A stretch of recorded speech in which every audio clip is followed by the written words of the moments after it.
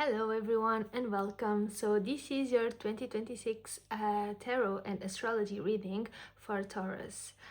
This reading does not focus on specific dates or months for predictions. Instead, it looks at the overall themes and energies and life areas that are being activated throughout the next year. We will explore the deeper direction of the year ahead, what is being asked to grow, to stabilize, and to transform. And as always, please take only what resonates, leave the rest behind, and use this reading more as a guidance rather than the absolute truth. All right, so if you're ready, we are going to start with a oracle card, which will be the overall theme for 2026. And then I will take the tarot cards house by house, and then we'll have your reading. All right, let's start. Overall card for Taurus.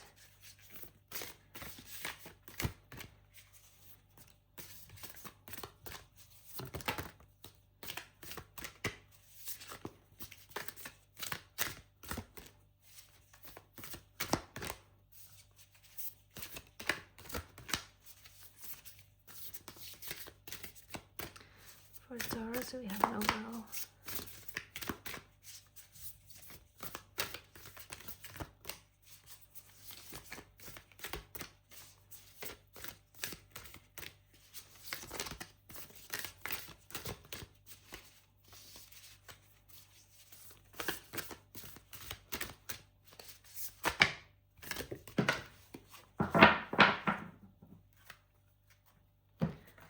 So we have the Sacred Card, number 11, and we have three cards. Wow.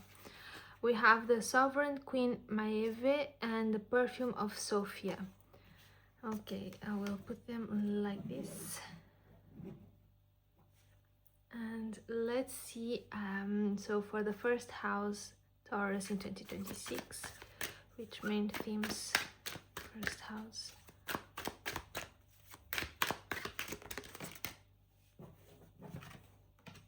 The Star reversed, second house.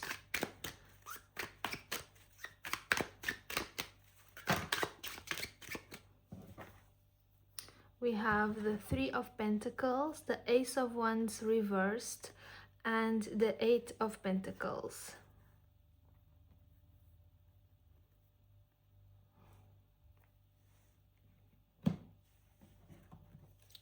Third house.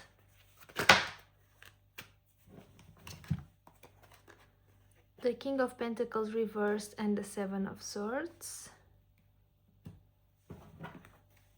Fourth house.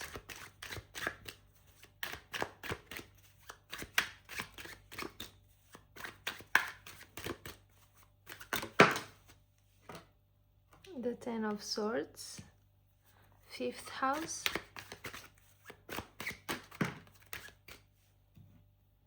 Queen of Swords reversed. Sixth house.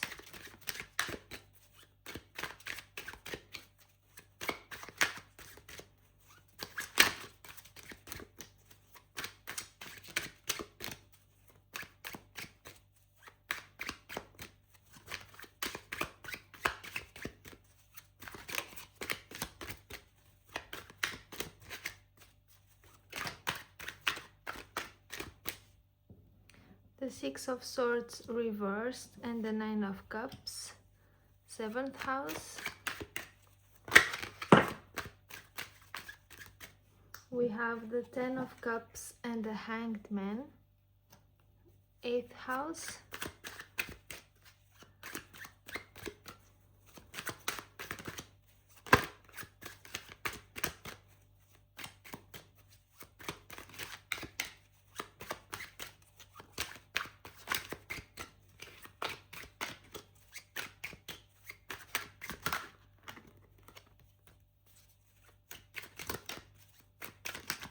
Eighth house.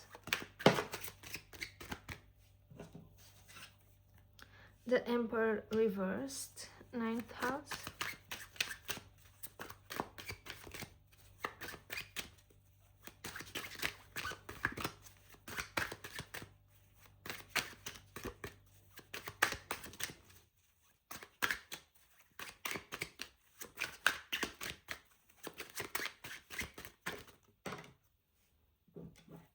which way? We have the Knight of Pentacles, 10th house,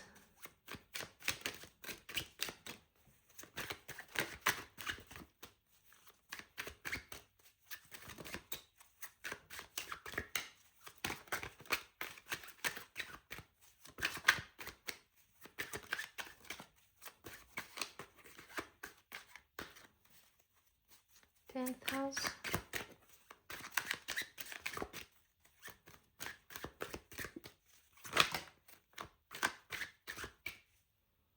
the Eight of Cups, 11th house, the Tower reversed, 12th house,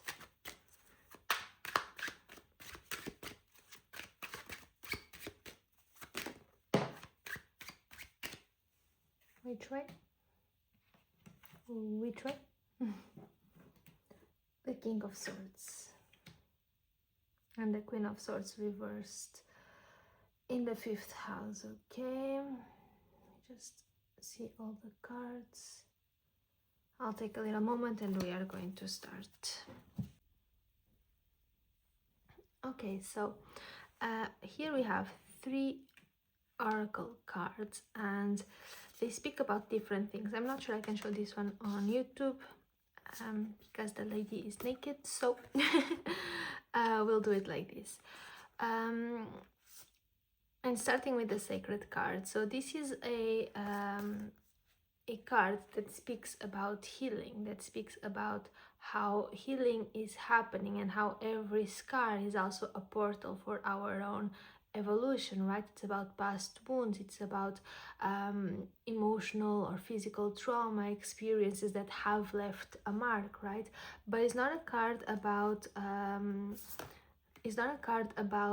suffering. It's more about initiation, meaning the scar also means that the wound is closed, that healing has already begun, and that the wisdom remains, right? So that's more what this card is about. It's important to see it from the perspective of something that once caused pain is no longer a weakness, right? That the soul is now ready to use that experience as strength. It's going from this has hurt me to this has taught me who I am, basically.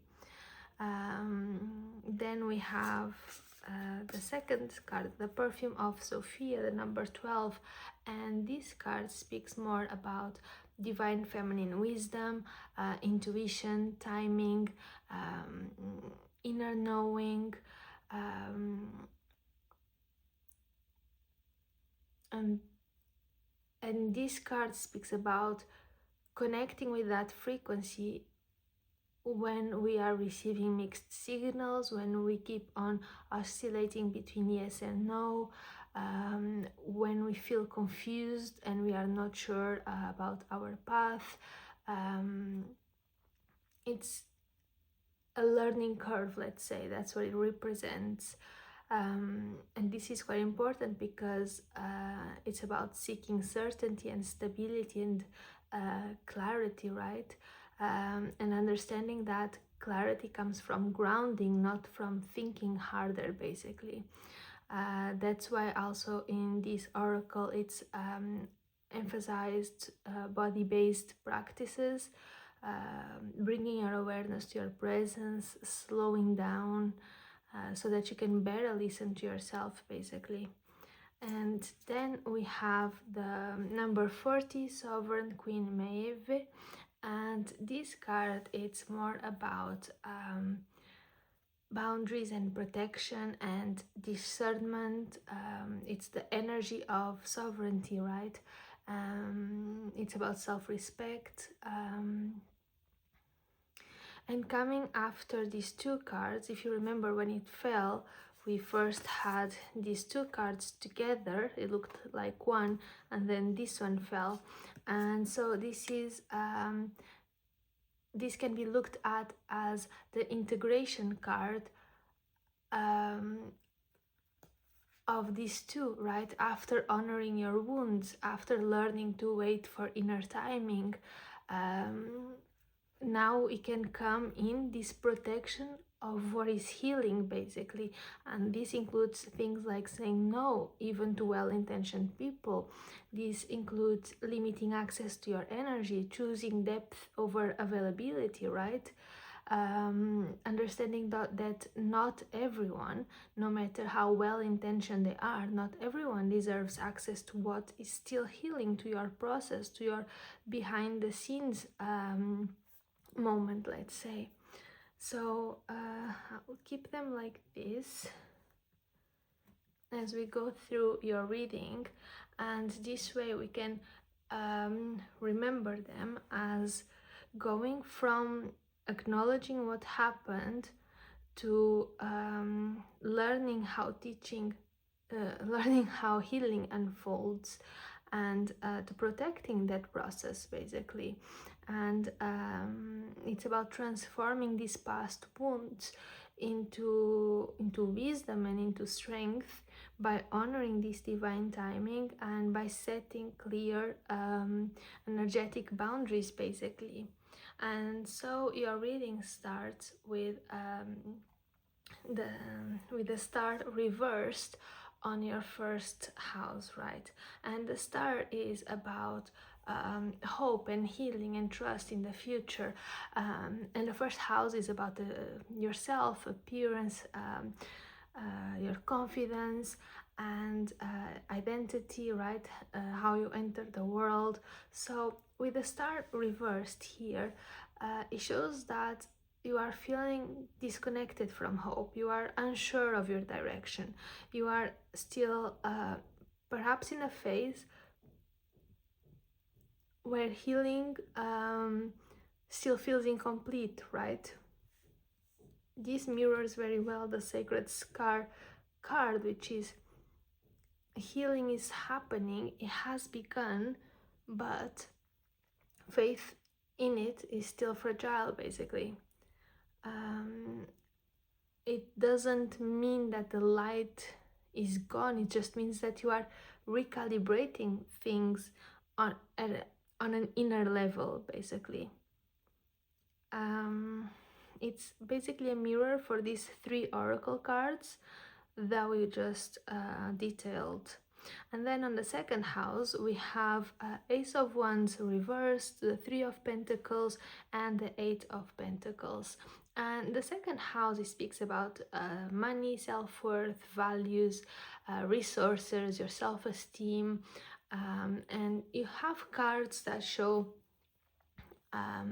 lack of spark or motivation, but all on one hand, but also collaboration, learning, dedication, mastery on the other hand, right? So perhaps as a product of this healing, your motivation is still, the light of your motivation is still dim. You are still in the, your energy is still being spent on healing, not so much on shining, let's say. And so your passion might feel a bit blocked at first, but if you keep focusing on your work ethic, on choosing the right people to collaborate with, then you will be able to rebuild your values and your security through this skill, through this consistency, through this teamwork, right? This aligns with valuing what's sacred to you, right?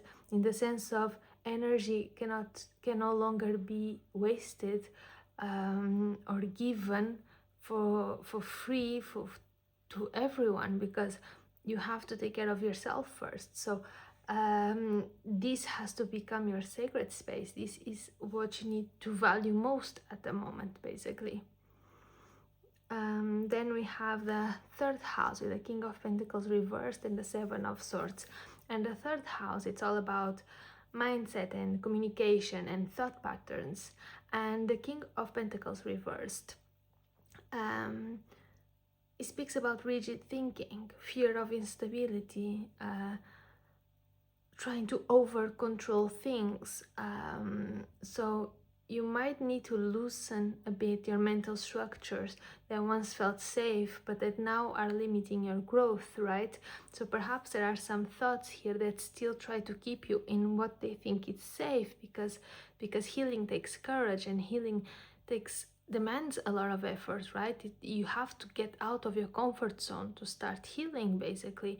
And so certain mental patterns, they might try to keep you down, back in your comfort zone, so that it can give you this false sensation of safety, basically. So to sum up the third house, your mind must learn to listen rather than to lead, right? And that's where Sophie also comes in, which is logic is not really going to be the guide this year, rather your inner compass, your inner wisdom, you learning to listen to yourself, to your essence, to your soul. That's what's going to bring you further, basically. Now, an important point is the 10 of Swords in the fourth house. The fourth house is all about emotional safety, ancestral memory, home, right? Our roots, our emotional core, basically. And the 10 of Pentacles, the 10 of Swords is actually one of the most transformational cards in the deck, right? It's completion of cycles that were painful, it's endings that feel like hitting rock bottom, it's radical closure that allows a fresh start. So this is very much about acknowledging of the past, and release, right? Is about how the pain has done its work. Now you can finally let it go, basically. I think that in 2026 you are experiencing a deep emotional closure, right? In foundational areas such as home and family, but also yourself, your identity. I think that old patterns, it doesn't matter if it's betrayal, neglect, unconscious insecurity, all of these are being faced and they're being dealt with, basically, right? And it's non-optional, meaning the cycle ends now so that then you can rebuild in a safer, more authentic foundation, basically. And this is directly connected to the sacred scar as well, which is past wounds are acknowledged, but they are also transformed into inner wisdom, basically. And it is the end of this painful cycle that creates the space needed for Sophia's timing, right? For your wisdom to kick in, for you learning how to listen to yourself, and also for valuing, protecting your energy, basically, right? For all of these new aspects to emerge.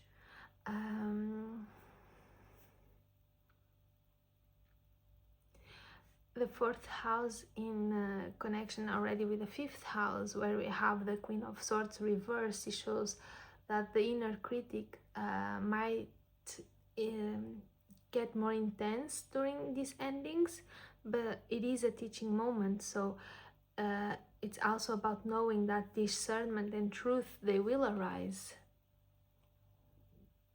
And so here the Queen of Swords in the house of creative expression and joy and romance, which is the fifth house, how you express yourself authentically. It brings this notion of self-criticism, harsh judgment, right? Almost a kind of inner censorship and difficulty trusting your own intuition.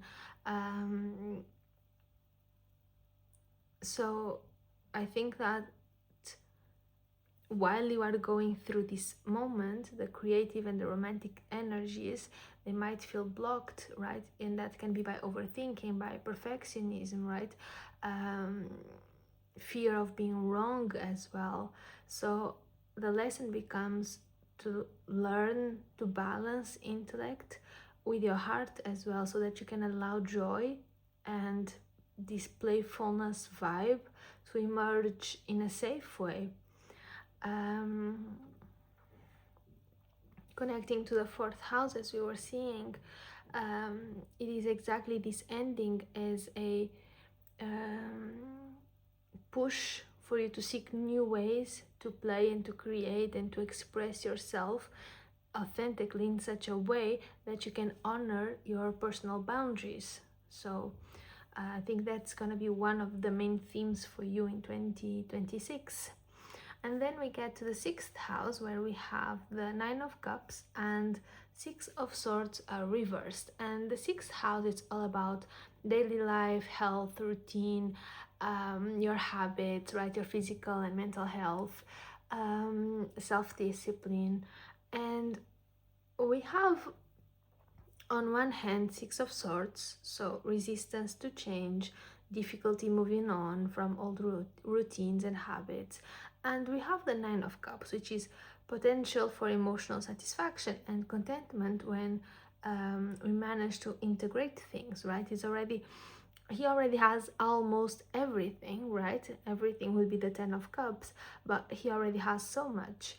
And what does this contrast means? So it shows how healing is not clear. Some days you might feel down, and other days you might feel like you are on top of the world, right? Some days might feel heavy or like you're stuck, and other days you have a breakthrough and you advance 10,000 steps. It's how healing happens in phases, and we have to learn to respect all of them, right? Our days are not gonna look the same. They will all be different. They will all have different shades, basically, and that's okay. And that's actually what we expect to see during a healing process. It's also about emotional fulfillment coming through intentional practice, and the mindful integration of lessons from the past, from these cycles that we are ending in the house number 4. It's how these small daily actions, that if they are aligned with our personal values, they will gradually restore our balance, right? It's like we found rock bottom, we found the foundation, now we can still start building, basically. Okay, I hope it's making sense this far. And then we move on to the 7th house, which is about relationships and partnerships and those one-on-one connections, can also be business collaborations, how we reflect and are reflected by others, basically. And here we have the 10 of Cups and the Hanged Man. And the 10 of Cups, it's idealized emotional harmony. It's fairy tale ending, is deep fulfillment in connection. And the Hanged Man is surrender and altered perspective and delayed gratification.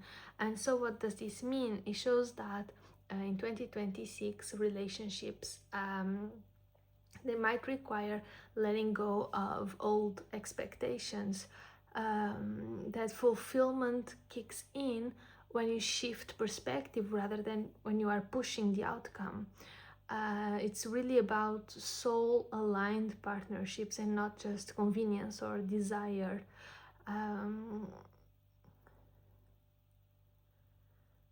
It also shows, with the Hangman, it also shows how your foundational structures, your foundational security affects how you give and receive love. So you are also starting a new cycle here, which through the energy of the 10 of Cups is of course going to be much more rewarding, much more fulfilling than the one you ended, right? And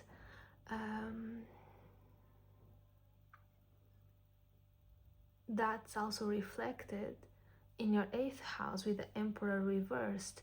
The eighth house, it's about deep bonds, it's about shared finances, resources, transformation through crisis or surrender. And with the Emperor reversed, we see a release of rigid control. We see a game change, basically, all right? Power struggles or internalized control dynamics that get shift, right? It's like you found the key and you turn it, and now you can open a brand new door, basically. So I think that you can expect to see some shifts in power dynamics, either actually both internally or in relationships. I think this is going to be a reflection of the wider picture that we've been talking about up till now. I think you are learning to trust the flow of life instead of trying to dominate the outcome. And I think that you will be understanding how deep inner authority is cultivated by surrendering control rather than asserting it, basically. I think this is your message for the 8th house.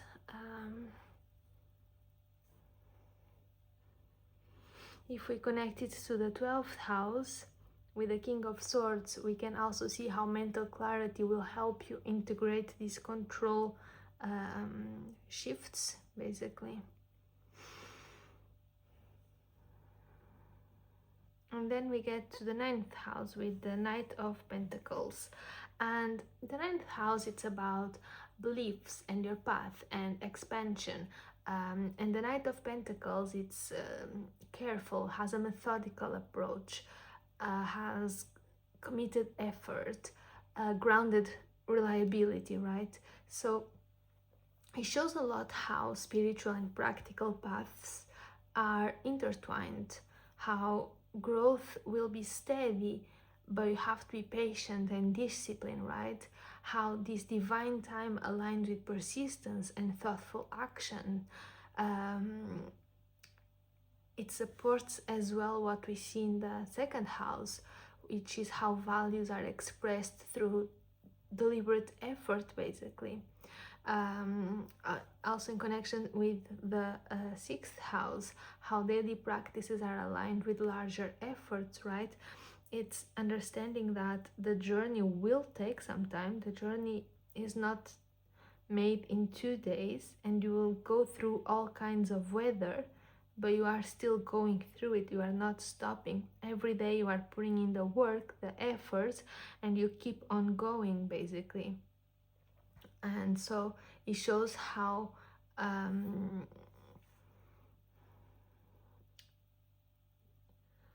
it's almost like a timeline, how throughout this journey you are healing and you are learning to listen to yourself, and you are creating your boundaries, and you are refining yourself, basically. And this connection between the spiritual and the 3D, right?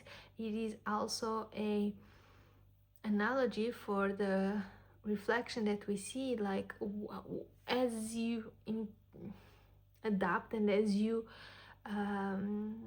evolve, right, inwardly, you will see it as well outwardly.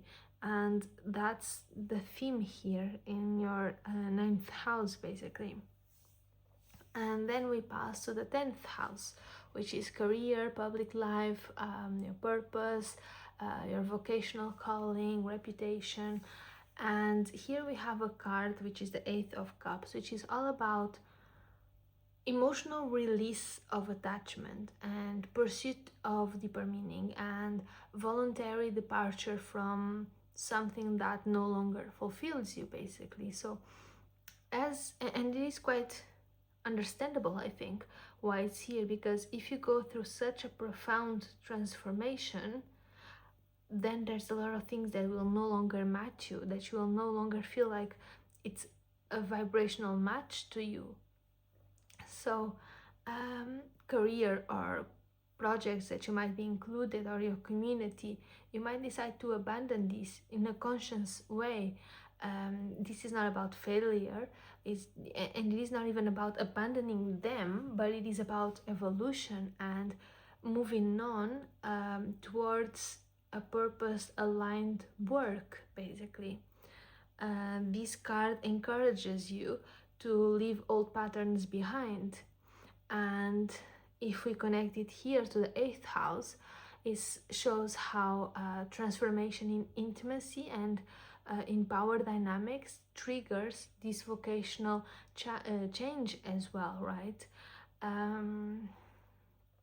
Here, if we connect it to the ninth house, it also shows how this careful and long-term planning of the journey ensures that this living is not rushed, but it's a strategy. It was planned. It was we were prepared for it, basically. And then moving on to the 11th house, where we have the Tower reversed.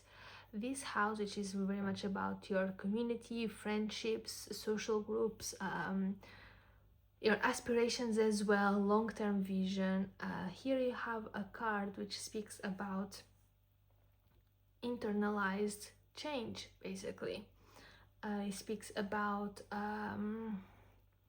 the collapse of old structures, and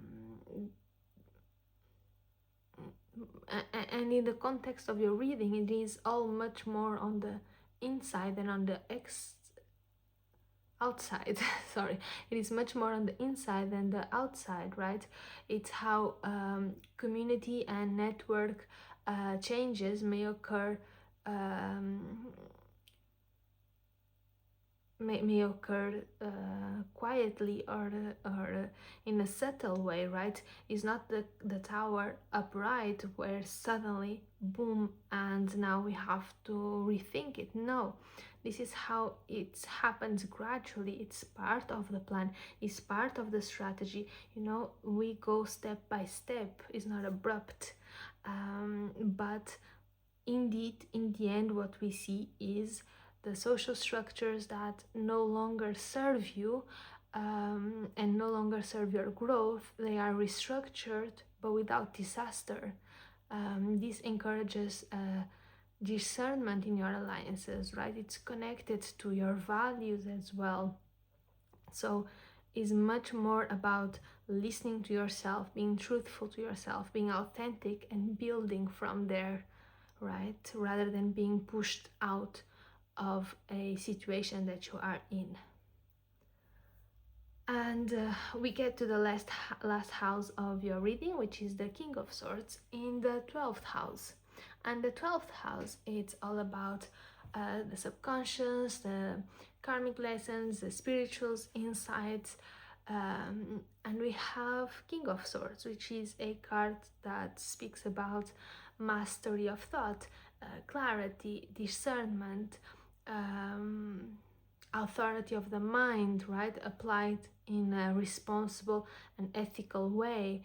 And so it shows how at the end of this process you have developed the mental clarity that transforms your internal criticism into guidance, basically. The Queen of Swords reverse that we see here in the house number 5, in the 5th house, is healed through the aspect here on the 12th house, which brings us back to the spiritual practices intertwined with your 3D life, with your daily habits, right? It's the result of the integration of the lessons from the house of the 4th, the 6th, the 8th, and the 10th house, right? It all culminates here, basically. It's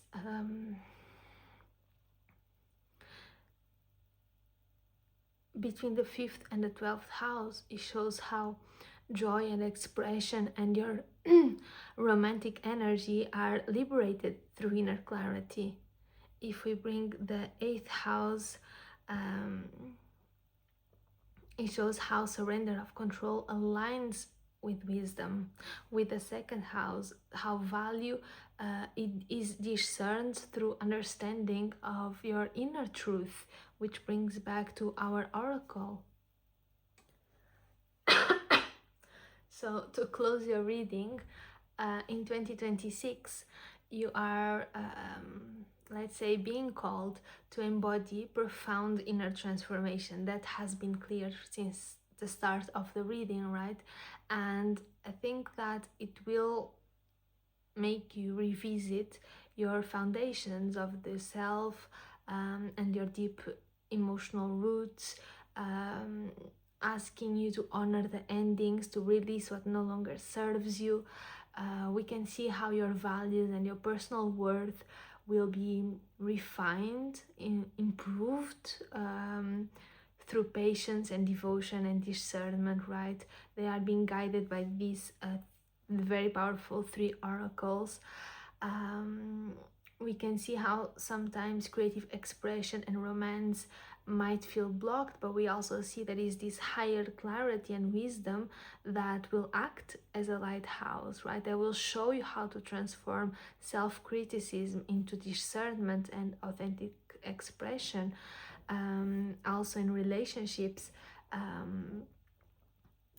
ask for surrender and how relationships ask for surrender and perspective, right? While learning to share power, learning to deepen your intimacy, and doing so by releasing control and embracing your inner sovereignty. Um, we can see how integrating lessons from past cycles will also help you prepare the way, right, for the vision that you are creating for yourself, basically. Ultimately, Taurus, I think 2026 is about healing and reclaiming your inner authority and aligning with your soul truth and following it, right?